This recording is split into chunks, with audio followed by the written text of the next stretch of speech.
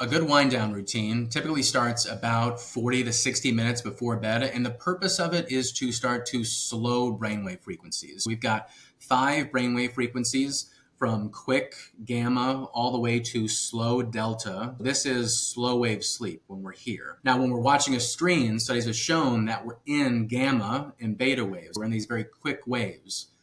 And it can take a long time. It could take an hour plus to get down to this slow wave right here. We want to get into these slow, deep sleep waves as early in the night as possible. So within the first 15 to 20 minutes, we want to be getting in to that deep sleep. That's how we really optimize the amount of that really restorative sleep that happens in that first half of the night.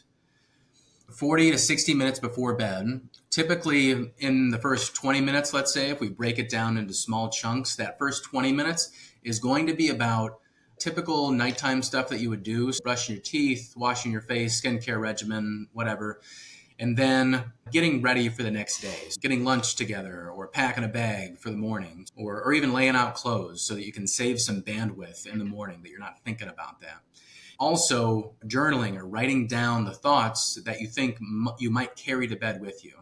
Just jotting those thoughts down so that you don't take them to bed with you. The second 20 minutes then is about taking those brainwave frequencies from these 2 quicker ones to an alpha frequency. So this is a slower state.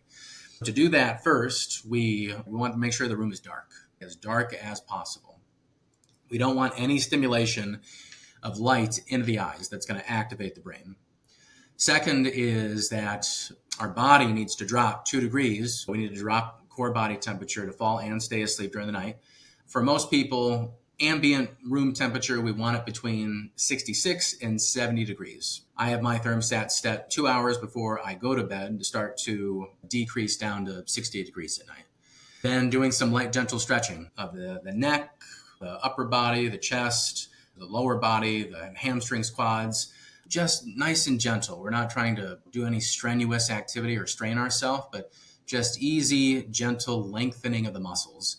That helps us get into that alpha frequency, like I said. Then that last 20 minutes is usually, for my patients, training that functional breathing practice. That has been shown to take us from alpha brainwave frequencies to theta. Then it's a very quick, easy jump for the brain to move into that delta slow wave sleep. Now, for other people, this might be just watching their breath or doing a meditation or even just listening to some nature sounds or something like that. Now, for people who that feels a little scary, where their brain is too active and that quietness would actually make them more anxious, for them, listening to a podcast, something that their brain isn't really going to attach itself to, just something that's on in the background that you're not going to be super interested in, but something that's there, almost like white noise. That would probably feel a little bit safer to start there first before moving into the really quiet, still wind down.